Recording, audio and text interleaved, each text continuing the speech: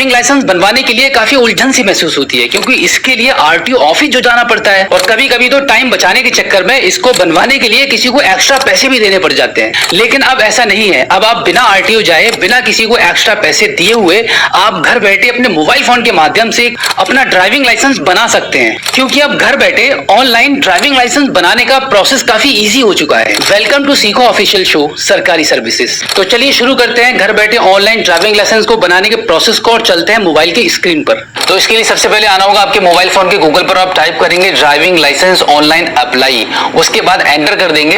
Enter करने के बाद परिवहन.gov.in की वेबसाइट का पहला लिंक आपको दिखाई देगा, इसी लिंक पर आपको क्लिक कर देना होगा। जहां पे सबसे पहला वाला जो ऑप्शन आप देखेंगे ड्राइवर्स ऑब्लिक लर्नर्स लाइसेंस, इस पर आपको जो मोर वाला ऑप्शन यहाँ पे दिखाई दे रहा है, इस पर आप क्लिक कर दीजिए। क्लिक करने के बाद स्क्रीन को थोड़ा सा ऊपर के साइड में स्क्रॉल करेंगे और यहाँ पे आप देख रहे हैं कि सेलेक्ट स्टेट नेम, यहाँ पे क्लिक करेंगे और यहाँ पे आपका जो भी स्टेट है, जिस भी स्टेट से आप बिलोंग करते हैं, उस स्टेट का नाम यहाँ से आप चूज कर लेंगे। उसके बाद अप्लाई करने के लिए आपका नया पेज खुल के सामने आ जाएगा, इसको यहाँ से क्रॉस कर दीजिए। तो फिर आप अप्लाई फॉर लर्नर लाइसेंस वाले ऑप्शन पर आप क्लिक कर दीजिए। अब यहाँ पर इस पेज पर आप देखेंगे ऑनलाइन ड्राइविंग लाइसेंस को अप्लाई करने के लिए कुछ इंस्ट्रक्शन आपको दिखाई दे रहे हैं, जैसे कि आपको सबसे पहले आपका पूरा एप्लीकेशन फॉर्म फिल करना है, उसके बाद आपके डॉक्यूमेंट्स अपलोड होंगे एंड देन आपको फोटो और सिग्नेचर आपको अपलोड करना है। लेकिन इसी के साथ में आपको यह भी बताया गया है कि अगर आप आधार ई-केवाईसी के थ्रू अपना फॉर्म को ऑनलाइन आवेदन करते हैं तो यहाँ पर सिर्फ आपके सिग्नेचर अपलोड होंगे और कुछ नहीं। तो चलिए हम आगे बढ़ते हैं और यहाँ पे नीचे जो ऑप्शन आप देख रहे हैं कंटिन्यू का, इस पर हम क्लिक कर देते हैं। क्लिक करने के बाद यहाँ पर देखिए आपको कुछ ऑप्शन चूज करने के लिए मिलते हैं, जनरल है और भी कुछ नीचे ऑप्शन आपको दिखाई दे रहे हैं, बट आपको हमेशा जनरल वाले ऑप्शन को ही टिक करना है। ये पहले वाले ऑप्शन पे जो टिक है वहीं पे टिक रहने दीजिए, सबमिट कर दीजिए। सबमिट वाया आधार ऑथेंटिकेशन वाले ऑप्शन पर हम क्लिक कर देंगे और उसके बाद हम इसको सबमिट कर देते हैं। इसको हम पहले ओके कर देते हैं। तो यहाँ पे हम आधार वाले ऑप्शन को चूज कर लेते हैं। दो ऑप्शन मिलते हैं आपको बेसिकली, पहला आपको मिलता है आधार, फिर दूसरा मिलता है वर्चुअल आईडी। दोनों के माध्यम से आपका काम हो जाएगा, लेकिन अमूमन लोगों के पास आधार नंबर होता है, तो हम यहाँ पे आधार को चूज कर लेते हैं। आधार चूज करने के बाद यहाँ पे आप नीचे देखेंगे आपको आपका आधार का नंबर यहाँ पे एंटर करना होगा, तो यहाँ पे हम आधार का नंबर एंटर कर देते हैं। आधार नंबर एंटर करने के बाद जनरेट ओटीपी जो लिखा हुआ है, इस पर आप क्लिक कर दीजिए। इस पर क्लिक करने के बाद आप देखेंगे आपके आधार कार्ड में जो नंबर रजिस्टर्ड है उसके लास्ट के 4 अंक यहाँ पर आपको दिखाई दे रहे हैं। इस नंबर पर आपका ओटीपी चला गया है, वो ओटीपी आप यहाँ पे एंटर करेंगे। ओटीपी हमने एंटर कर दिया है। उसके बाद आप यहाँ देखेंगे टर्म्स एंड कंडीशन आपको एक्सेप्ट करनी है, यहाँ पे टिक कर दीजिए और नीचे भी आप टिक कर दीजिए और यहाँ पर भी आप टिक कर दीजिए।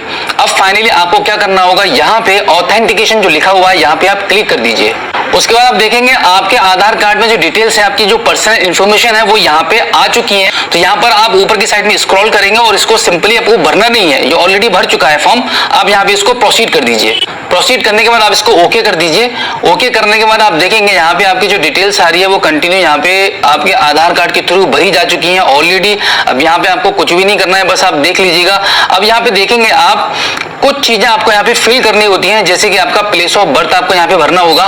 प्लेस ऑफ बर्थ फिल करने के बाद अब यहाँ पे कंट्री ऑलरेडी सिलेक्ट है। अब यहाँ पर क्वालिफिकेशन आपको आपके सिलेक्ट करनी पड़ेगी कि जो भी क्वालिफिकेशन है आपकी, वो यहाँ पे आप अपनी क्वालिफिकेशन को सिलेक्ट कर लीजिए। क्वालिफिकेशन सिलेक्ट होने के बाद आप यहाँ देखेंगे ब्लड ग्रुप यहाँ पे लिखा हुआ है। अगर आपको आपके ब्लड ग्रुप के बारे में पता है तो यहाँ पे आप इसको क्लिक करके आप अपना यहाँ पे ब्लड ग्रुप के बारे में मेंशन कर सकते हैं, अदरवाइज आप यहाँ पे अननोन छोड़ सकते हैं। उसके बाद यहाँ पे आप देखेंगे आपके आधार कार्ड में जो मोबाइल नंबर रजिस्टर्ड है वो नंबर यहाँ पे आपको फिल करना होगा।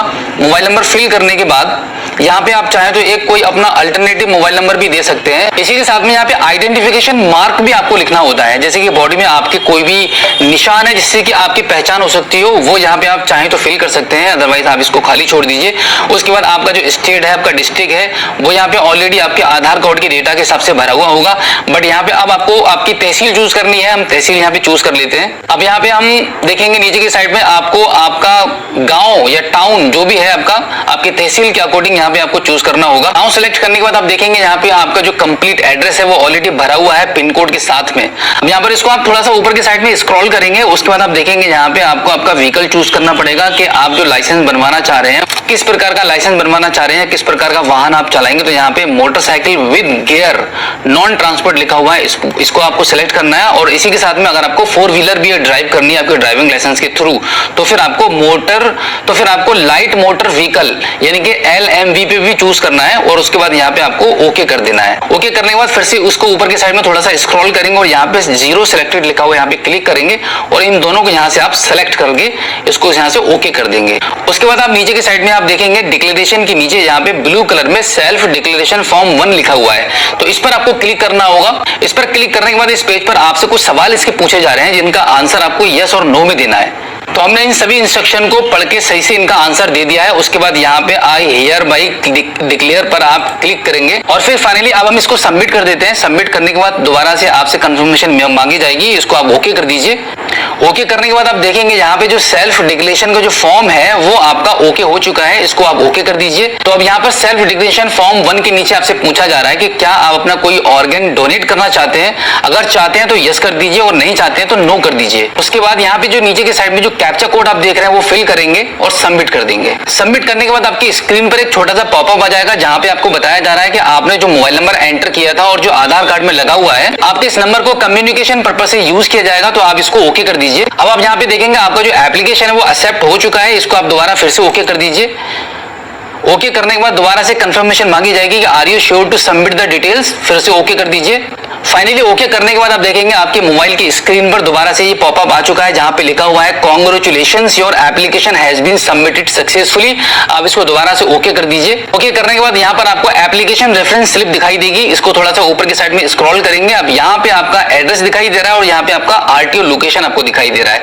अब आप इसको नेक्स्ट कर दीजिए। नेक्स्ट करने के बाद आप देखेंगे यहाँ पे आपका एप्लीकेशन नंबर आ रहा है और आपकी डेट ऑफ बर्थ आ रही है। उसके नीचे आप देखेंगे यहाँ पे आपका कैप्चा कोड आपको दिखाई देगा, कैप्चा कोड यहाँ पे फिल करेंगे और उसके बाद सबमिट कर देंगे। अब यहाँ पर आप देखेंगे आपके इस एप्लीकेशन को कंप्लीट करने के कुछ स्टेप अभी बाकी रह गए हैं। यहाँ पर आपका फोटो और सिग्नेचर आपका अपलोड होना है, तो फोटो और सिग्नेचर को अपलोड करने के लिए आप यहाँ पे क्या करेंगे, प्रोसीड कर देंगे। आप थोड़ा सा ऊपर की साइड में स्क्रॉल कर लेंगे तो देखेंगे यहाँ पे आपका जो फोटो वाला सेक्शन है वो ब्लॉक है, यानी कि फोटो अपलोड आपको नहीं करने देगा क्योंकि जरूरत ही नहीं है, आधार कार्ड वाला फोटो आपका आ चुका है। अब यहाँ पे आपको सिर्फ सिग्नेचर ही अपलोड करना है, तो यहाँ पे आप ब्राउज वाले ऑप्शन पर क्लिक करेंगे। उसके बाद यहाँ से हम अपना सिग्नेचर चूज कर लेते हैं। सिग्नेचर चूज करने के बाद अपलोड एंड व्यूज फाइल पर हम क्लिक करेंगे। अब यहाँ पर हम save photo and signature image file पर हम क्लिक कर देंगे। थोड़ा सा ऊपर की साइड पे स्क्रॉल करेंगे। अब यहाँ पे हम फाइनली इसको नेक्स्ट कर देते हैं। अब यहाँ पे आप देखेंगे आपका सिर्फ एक ही ऑप्शन बाकी है, आपको सिर्फ पेमेंट करनी है, तो पेमेंट के लिए आप यहाँ पे इसको प्रोसीड कर दीजिए। अब यहाँ पर आपकी पेमेंट डिडक्ट होने वाली है, तो आप पेमेंट के पेज पर आ चुके हैं, इसको आप थोड़ा सा ऊपर की साइड में स्क्रॉल कर दीजिए। अब यहाँ पे आप स्क्रीन पर देखेंगे यहाँ पे आपके 350 रुपए की पेमेंट आपकी डिडक्ट होने वाली है। अब इसके नीचे आप देखेंगे यहाँ पे आपको पेमेंट गेटवे के ऑप्शन को चूज करना होगा, यहाँ पे आप क्लिक कर दीजिए। क्लिक करने के बाद आप देखेंगे स्टेट बैंक ऑफ इंडिया का नाम यहाँ पे लिखा हुआ आ जाएगा, इसको आप चूज कर लीजिए। इसको चूज करने के बाद ये जो कैप्चा कोड आप यहाँ पे देख रहे हैं वो यहाँ पे आपको नीचे फिल करना होगा, तो यहाँ पे आप इसको डायरेक्टली पे नाउ पर आप क्लिक कर दीजिए। पे नाउ पर क्लिक करने के बाद आप देखेंगे यहाँ पे आपको आई एग्री वाला ऑप्शन मिलेगा, इस पे आप टिक करेंगे। उसके बाद आप प्रोसीड कर दीजिए।